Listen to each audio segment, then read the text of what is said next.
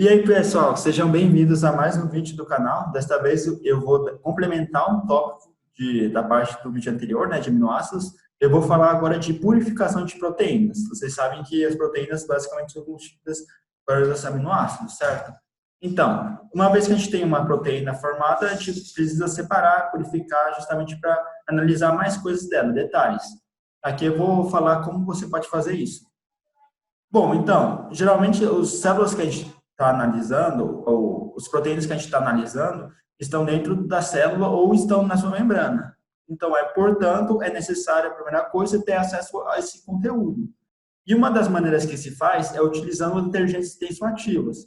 Só lembrando que a bicamada lipídica das membranas plasmáticas das células e também das organelas, elas são constituídas por fosfolipídios, os quais, por sua vez, podem ser quebrados, dissolvidos, por meio da ação de detergentes. Então, é basicamente isso, a gente vai dissolver a membrana da célula e de algumas organelas especiais justamente para ter essas proteínas, seja aquelas que estão ancoradas e aquelas que estão no interior das organelas ou das células, do citoplasma. Uma das técnicas bastante utilizada justamente é essa centrifugação diferencial. Se você está analisando ou quer analisar uma organela específica, basicamente você vai utilizar, né, a sua amostra, que é o tecido que você obteve, a partir de um tratamento prévio da sua célula. Você vai passar isso por uma centrifugação com uma velocidade variável, né, por um tempo específico, e você vai tendo frações e partes de sedimento específicas. Aí, conforme o que você quer analisar a sua organela, você utiliza isso. Aqui é exemplo de um fígado, né, que eles possuem bastante, né, proteínas e acaba sendo uma fonte interessante de pesquisa. Certo. Uma vez que você obteve o extrato, a sua intenção agora é você pegar, isolar e diferenciar aquelas proteínas que você quer. Normalmente, quando você trabalha com algo que você já conhece, você tem um protocolo e é bem mais simples, é só começar a seguir. Mas quando você não tem, você começa a fazer por tentativa e erro medidas para encontrar e tentar purificar a sua proteína.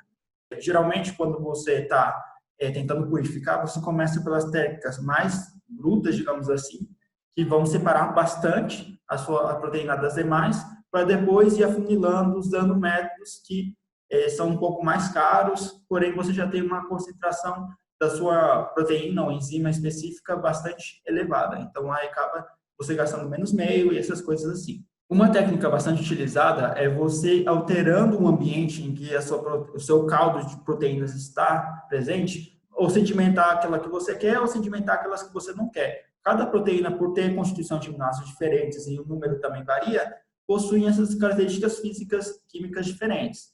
Pois bem, uma maneira legal é usando o salting out. O salting out, basicamente, você vai utilizar uma concentração mais elevada de sais, justamente para você precipitar as suas proteínas. A primeira coisa, muita gente tem dúvida, é diferenciar o salting in e o salting out. Eles acontecem em concentrações diferentes de sais, normalmente, e também tem um efeito objetivo final diferente. Por exemplo, no salting in, como você consegue ver nos gráficos, aqui no eixo Y está a solubilidade e no eixo X tem a concentração de sal. À medida que a gente vai colocando sal no meio das nossas proteínas, você percebe o aumento da solubilidade, até ter um pico, assim, um máximo. Ou seja, suas proteínas no meio estão com uma solubilidade maior. Uma maneira de você entender isso bastante fácil é você pensar que na existência de duas forças. Uma da força da proteína com proteína, que seria a força soluto, né? As proteínas, quando tem essa força aumentada, elas tendem a ficar mais juntas e sedimentar.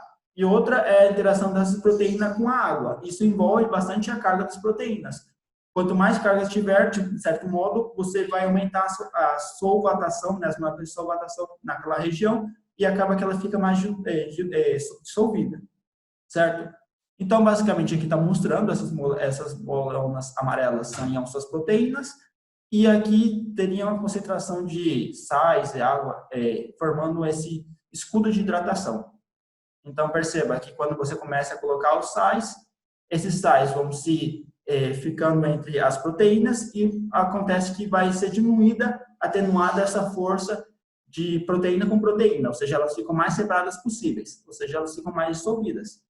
À medida que a gente vai aumentando demais, começa esse aumento da força iônica no meio, acaba fazendo uma espécie de competição e esses sais acabam requerindo mais água para ficarem solvatados, de certa maneira. Os sais, né, tem geralmente o ânion e o cátio, então é normal que as moléculas de água se organizem de tal maneira que as forças eletrostáticas induzidas acabem separando esses íons. Então, acaba que esse excesso acaba rediminuindo a interação, a quantidade de água, entre aspas, disponíveis para solvatar a proteína e ela acaba se agrupando, né? Justamente na proteína, você tem resíduos que são hidrofóbicos, que ficam geralmente no interior da proteína, e os hidrofílicos ficam no exterior. Acaba quando essa força acaba se proteína aumenta, elas acabam ficando uma massa só, né? Sendo circulada pela água e acaba, na maioria das vezes, precipitando. Essa é uma maneira de você precipitar bastante coisa, a proteína que você quer ou a proteína que você não quer, e acaba sendo uma separação bruta. Geralmente se utiliza o sulfato de amônio, né? Que é NH4, N2, né? E o sulfato, esse daqui do vidrinho. Justamente por ele ter uma influência, né? Que você percebe que os íons se comportam de maneira diferente e isso tem uma escala. Justamente o sulfato de amônio, ele possui características que o tornem desejável para a maioria das purificações. Outros fatores que também influenciam nisso são a temperatura, o solvente e o metal pesado, presente ou não de metal pesado. Você sabe que essas interações que formam a proteína são sensíveis à temperatura e acaba que quando você eleva a temperatura, as proteínas sofrem um processo de desnaturação e acabam precipitando. É basicamente isso quando você frita o ovo, né? Ele acaba ficando uma forma precipitada, ela muda a consistência, a organização tridimensional das moléculas muda, apesar de não alterar a sequência de aminoácidos, porém essa estrutura da proteína acaba se alterando e você tem uma precipitação, que não é reversível nesse caso. Temos também, quando temos alteração do solvente, né, sabemos que a água possui uma constante elétrica considerada elevada, né, então você consegue ter essa solubilidade num grau relativo, né, apropriado. E quando você altera o solvente, por exemplo, coloca uma substância, um solvente polar, você altera, então, as condições da proteína, interação proteína com um solvente, e acaba você tendo outros dados. Geralmente, quando você coloca um solvente que tem uma constante elétrica mais baixa, essa precipitação ela se torna natural, digamos assim. Quando você coloca na água, você teria que modificar um pouco na concentração dos sais, elevar bastante. Se você alterar para certos solventes, a precipitação já é espontânea. Depois de você ter feito essa separação bruta das proteínas, você precisa retirar o sal que você colocou, porque vai acabar influenciando na sua proteína. Imagina que você precipitou a proteína que você quer, formou o pellet, você buscou, você coletou aquelas proteínas e depois redissolveu, ou seja, dissolveu, colocou mais meio e ela ficou solúvel lá. Você precisa retirar esse sal que foi utilizado nesse processo. Isso é feito através da diálise. Como funciona a diálise? Basicamente, você vai ter uma membrana, né? E no interior dela você vai ter a sua concentração, as proteínas que você quer, digamos, retirar o sal. E aqui nessas proteínas vai ter o sal envolvendo, né? Você colocou.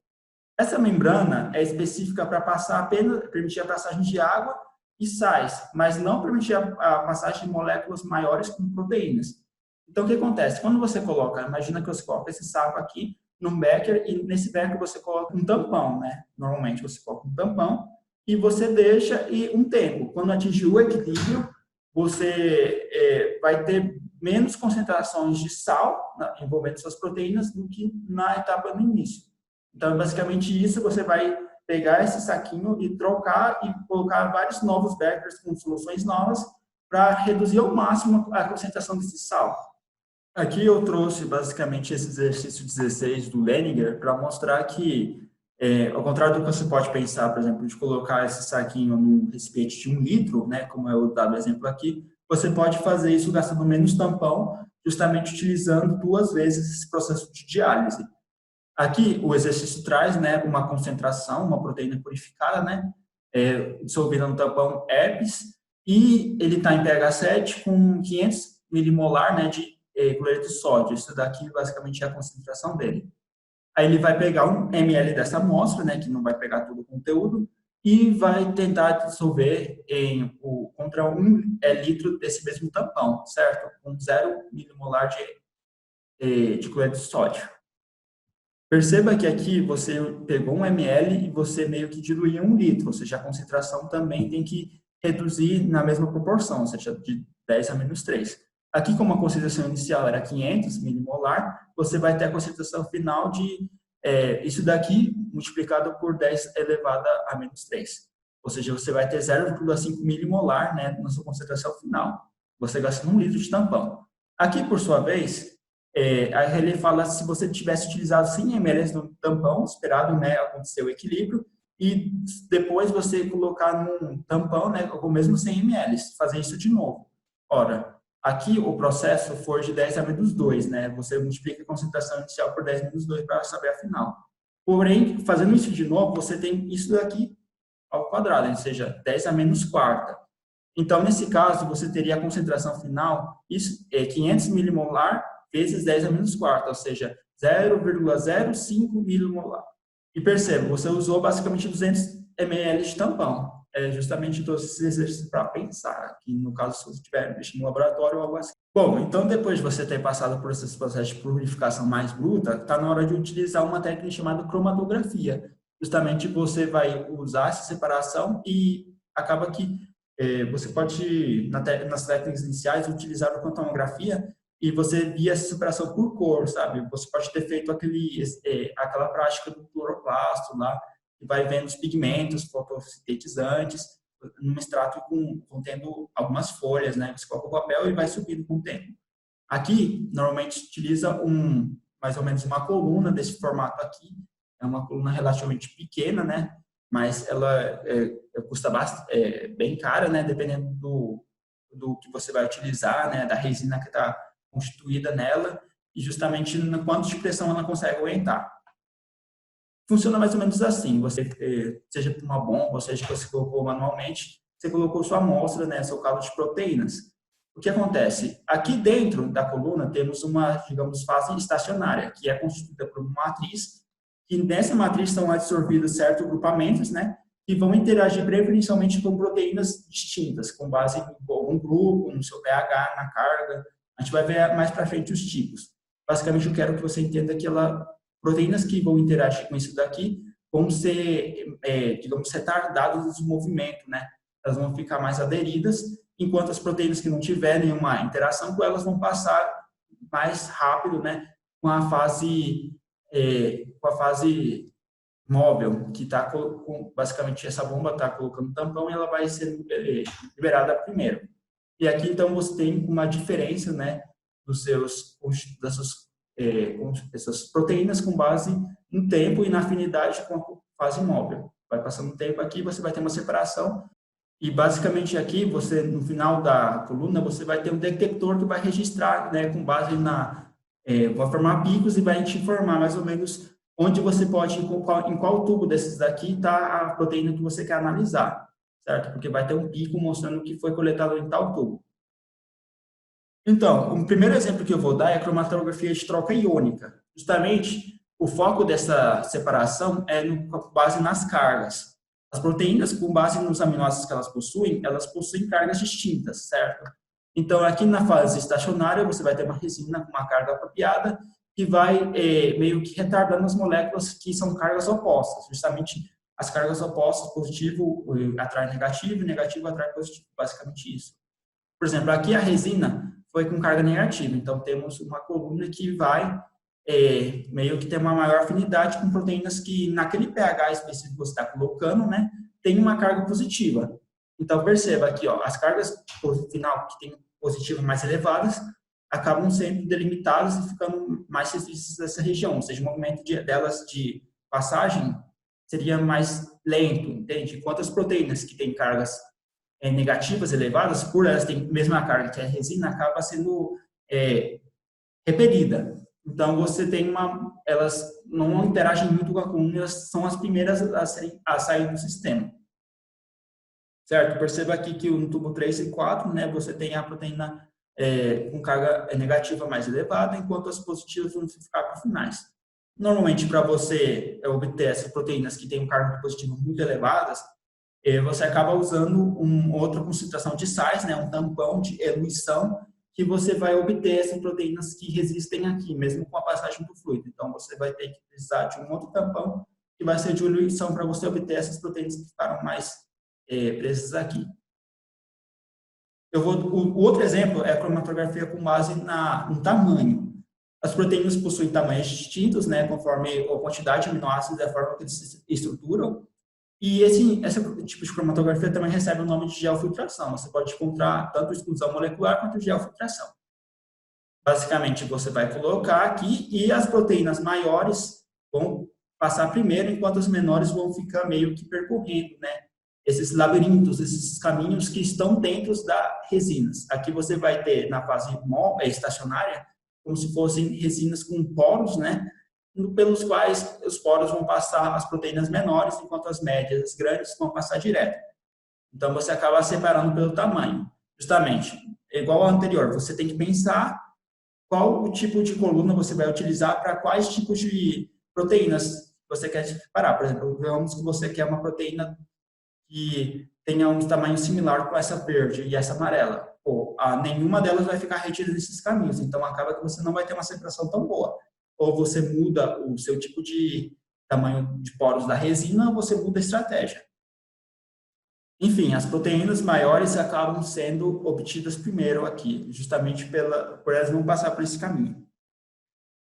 Aqui, a última exemplo que eu vou trazer de cromatografia é de afinidade. Justamente você vai ter uma interação mais específica, né, com base na sua fase estacionária e na proteína que você está querendo purificar. Aqui eu trouxe um exemplo na fase móvel, que você tem um ligante, né, e a proteína específica, qual se liga, né, tem uma ligação com esse ligante, ela vai ser, ela vai ficar mais presa, digamos assim, vai ficar com o movimento mais lento, enquanto as proteínas que não tiverem, não forem interesse, não forem específicas para esse ligante, vão passar e vão ser obtidos primeiro nos tubos, enquanto essas daqui ficam aqui. Para você eluir, basicamente você utiliza um mimético nessa desse ligante, que vai meio que competir, né, com os sítios de ligação dessa proteína, e acaba que quando você coloca proteínas miméticas, você acaba eluindo, justamente porque vai ter uma competição e essas proteínas vão naturalmente se ligar a esses miméticos que estão livres, né? Acaba que eles são liberados. Outra forma também é você colocar sal e você acaba alterando a interação desse sítio e acaba que essa ligação não tem uma especificidade tão grande e acaba que ela é liberada assim depois. Aqui eu trouxe dois exemplos que podemos utilizar essa cromatografia de afinidade. Que eu trabalho no laboratório que eu estou fazendo TCC, é justamente para você se ligar a anticorpos. Nessa fase estacionária, você vai ter uma proteína de bactéria, né, G, que naturalmente se liga aos anticorpos na porção FC, e acaba você tendo uma interação maior com anticorpos de modo geral, enquanto as outras proteínas vão ser liberadas logo. Depois você basicamente usa um tampão de eluição e esses anticorpos são obtidos em tubos específicos, certo?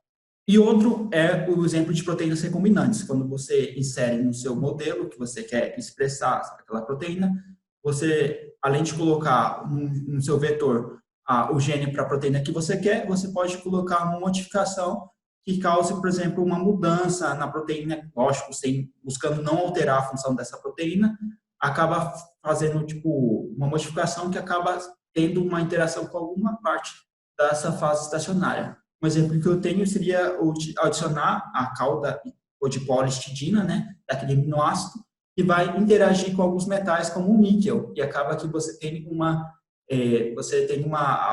ligação, uma atração maior com essas proteínas recombinantes, enquanto as demais vão sendo liberadas nos primeiros tubos, e a proteína que você quer, depois de uma eluição, você obtém ela separada. Aqui eu trouxe uma tabela, né, do Lehninger, basicamente mostrando esse processo. Digamos, você geralmente entra com volume, né, de proteínas bastante elevado, né, 1 litro 400 ml, se você for ver aqui.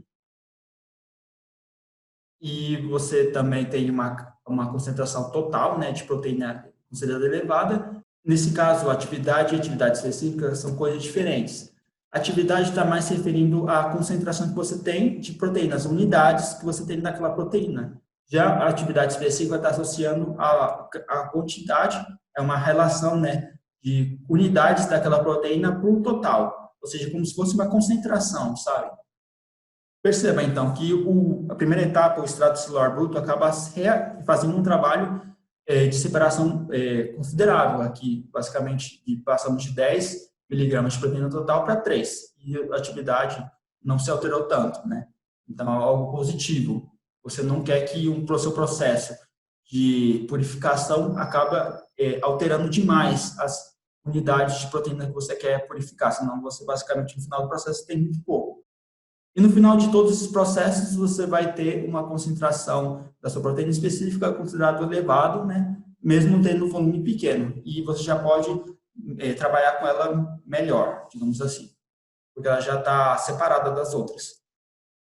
Então, uma maneira que você tem para confirmar se a sua proteína, no final de todos esses processos de purificação, está purificada, é você utilizando a eletroforese. Aqui, como a gente está trabalhando com proteínas, é bastante comum você usar como o gel de poliacrilamida. Então, poliacrilamida, eletroforese, acaba sendo simplificada para abreviada para peixe, certo? Então, o que consiste isso? Basicamente, você vai fazendo furos, né, no seu gel, depois de solidificado, e você vai colocando uma amostra que você deseja ver no gel, junto com algum marcador. Marcador são proteínas com dimensões que você já conhece, que vão te dar uma estimativa do tamanho da proteína que você está analisando, certo? Aqui, por exemplo, eu trouxe, depois de uma corrida, né, de eletroforese, o padrão que fica de bandas.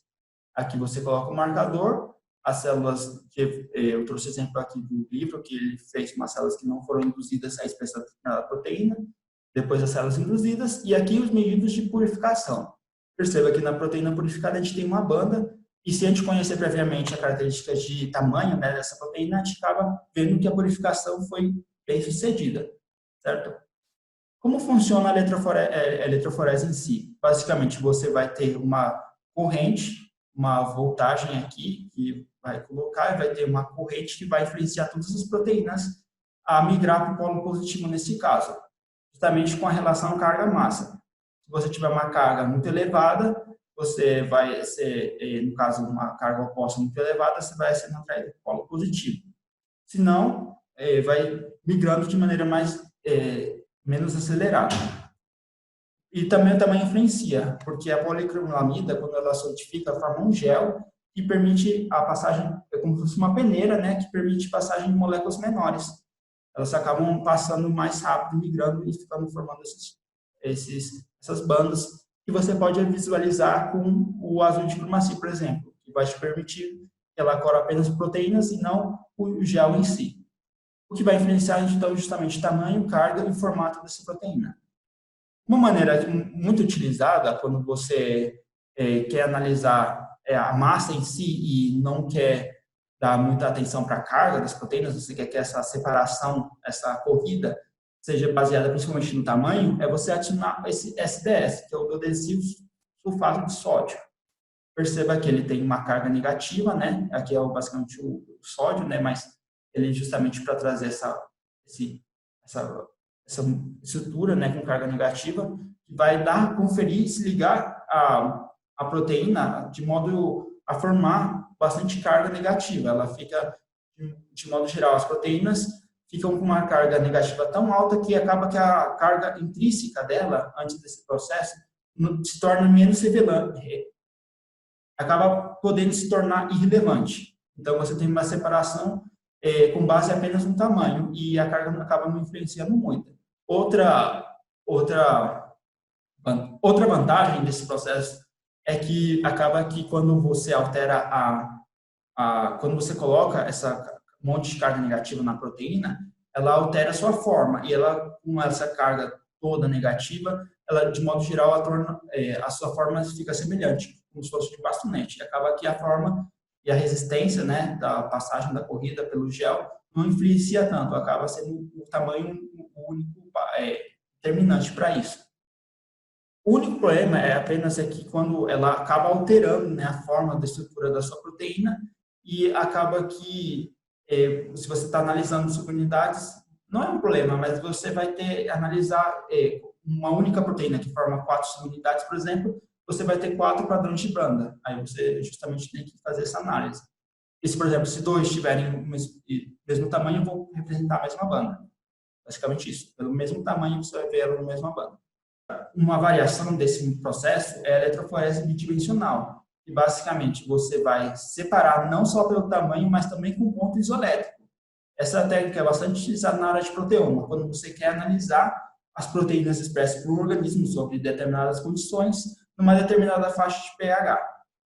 Como funciona? Basicamente, você pipeta uma fita, né? E sobre essa fita vai ser aplicado um campo elétrico. E as proteínas vão migrar conforme elas terem carga, justamente por essa força elétrica. À medida que elas fiquem com ponto isoelétrico, ou seja, com a carga nula, de modo geral, elas vão perder essa força e elas vão ficar estáticas. Depois desse processo chamado de meio que focalização isoelétrica, você vai passar isso por eletroforese, que seria a segunda dimensão, por isso bidimensional. A primeira é com base no PI e a segunda com base no tamanho. Você vai colocar uma eletroforese normal e vai separar pelo tamanho em si. Ou seja, você vai ter aqui uma variação do pH, né? Você sabe que essa proteína, por exemplo, tem um PI menor do que essa daqui, certo?